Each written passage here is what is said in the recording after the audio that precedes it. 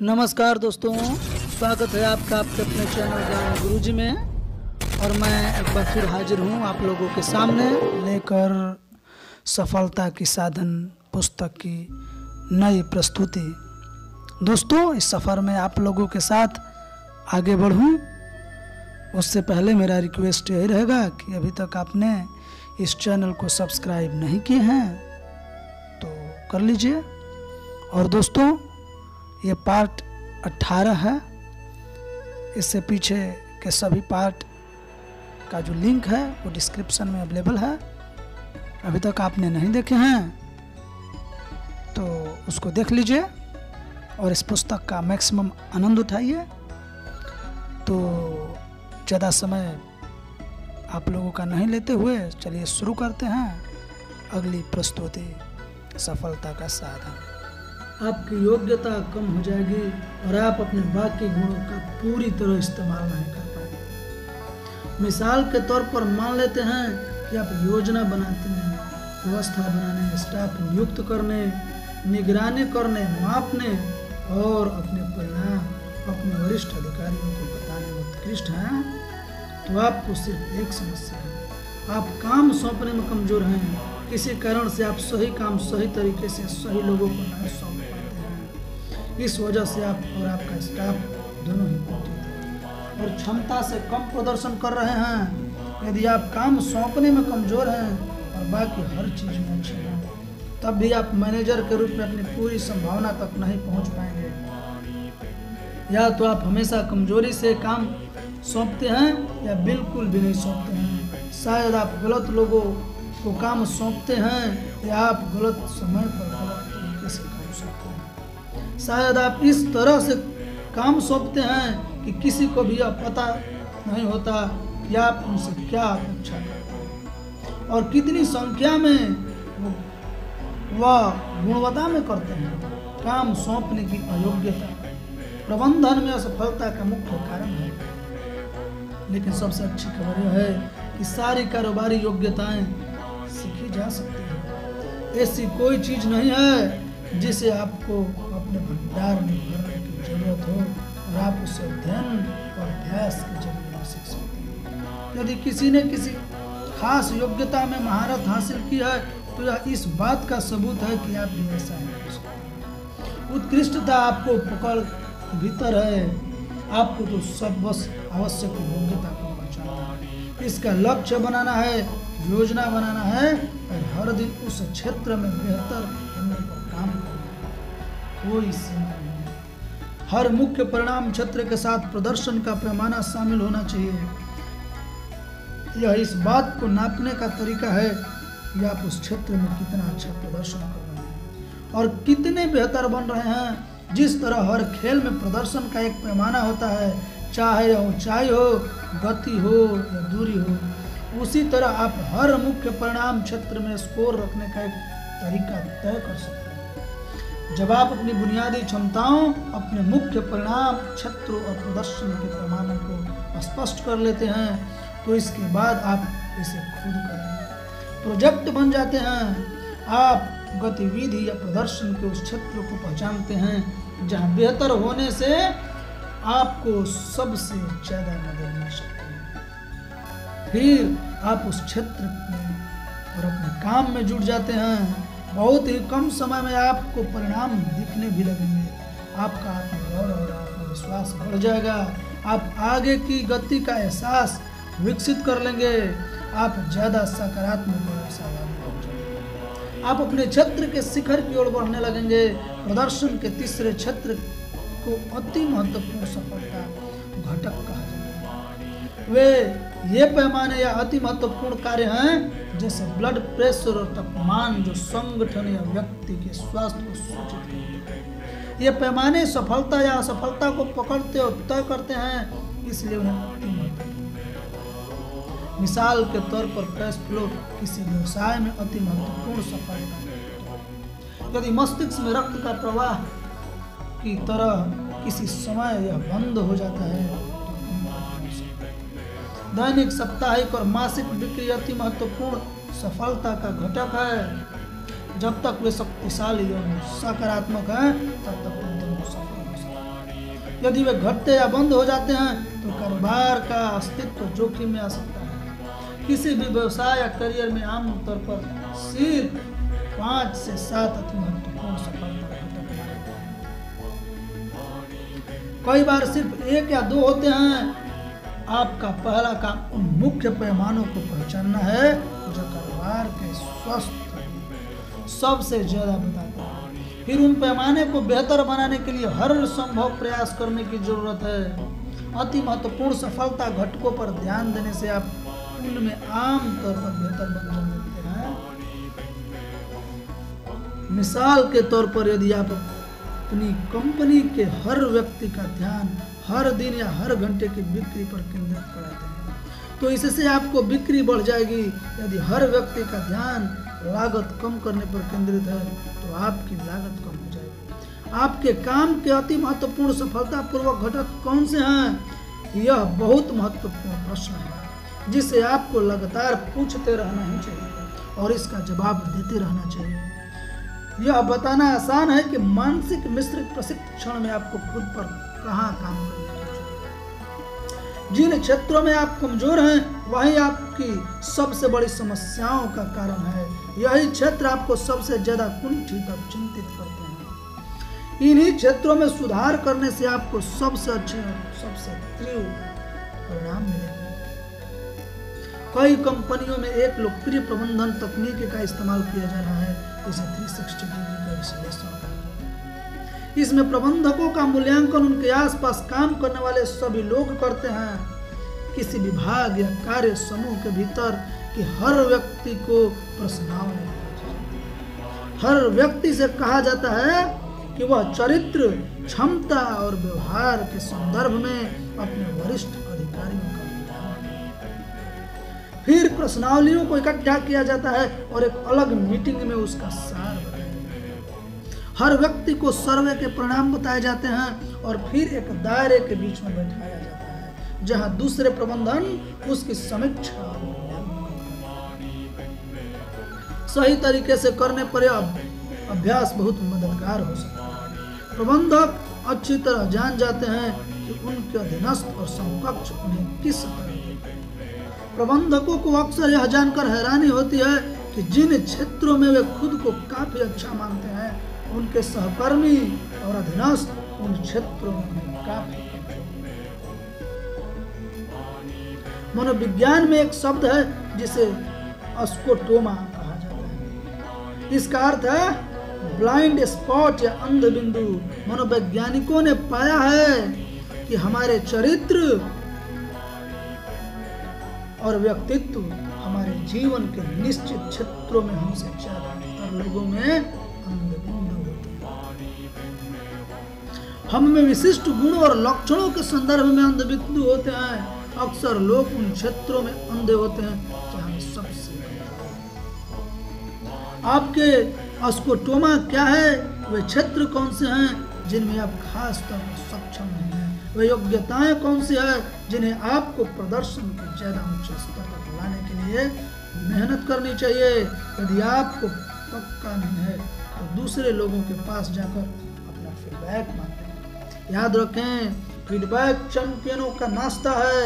आप तब तक बेहतर नहीं बन सकते जब तक कि कोई दूसरा ईमानदारी से समीक्षा करके आपको उसका प्रतिबिंब नहीं करे। जैसा आप सचमुच हैं, बिना फीडबैक के आप बेहतर नहीं बन सकते। यदि आप बिक्री के क्षेत्र में हैं तो यह अनिवार्य है कि आप अपने सेल्स मैनेजर या किसी और को महीने में एक बार अपने साथ सेल्स कॉल पर लें जाएं और उससे अपने प्रदर्शन का मूल्यांकन करें। जब यह व्यक्ति किसी सेल्स कॉल्स पर आपके साथ जाएगा तो आपके ग्राहक से बातचीत करते वक्त उसे शांति से बैठना चाहिए और कुछ नहीं करना चाहिए।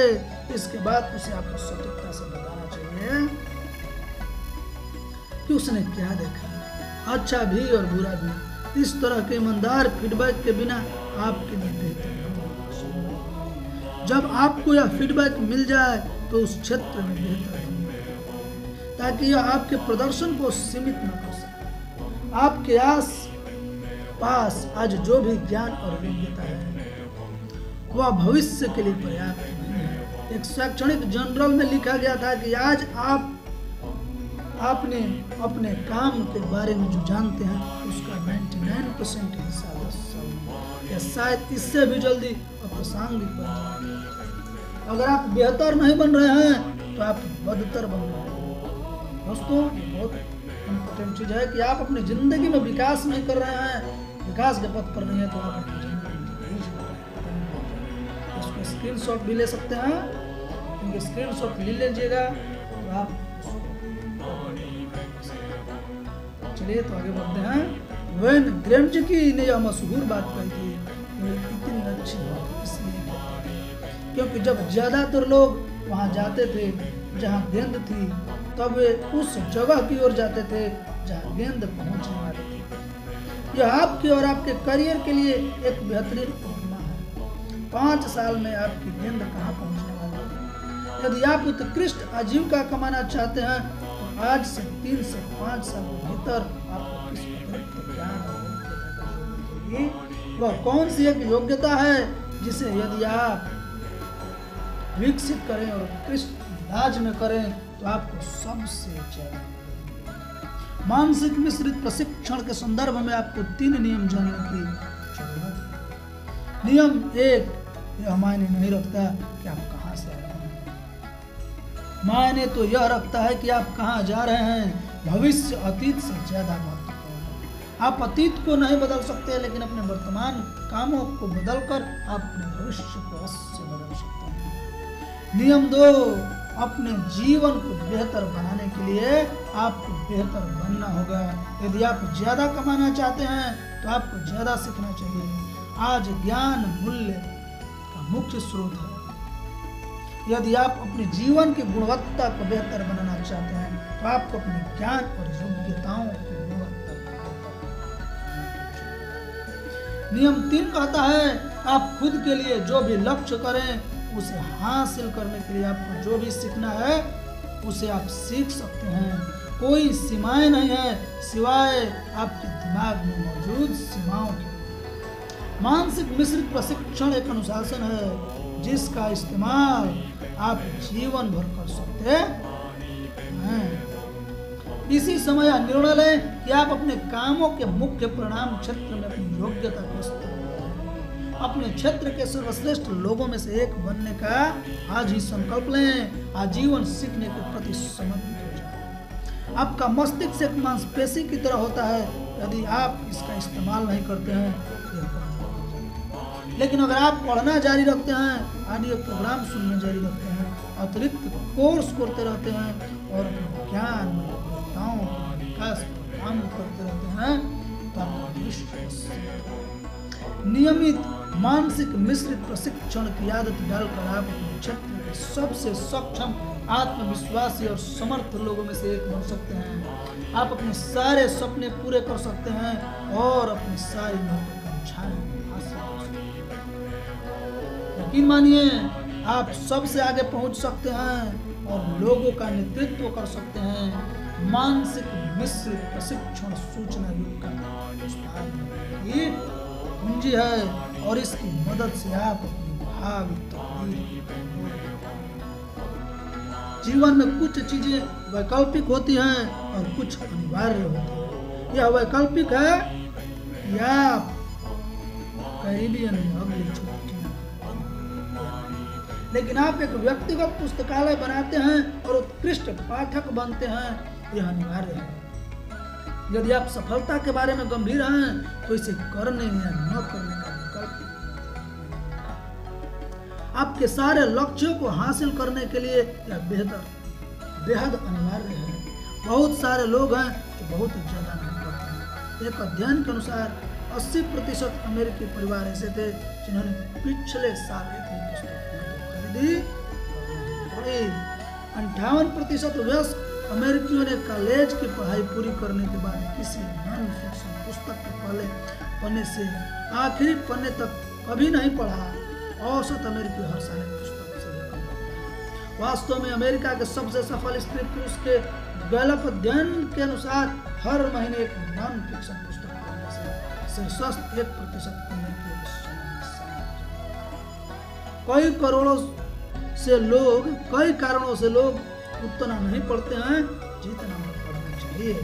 शायद हाई स्कूल पास करने के बाद 5 करोड़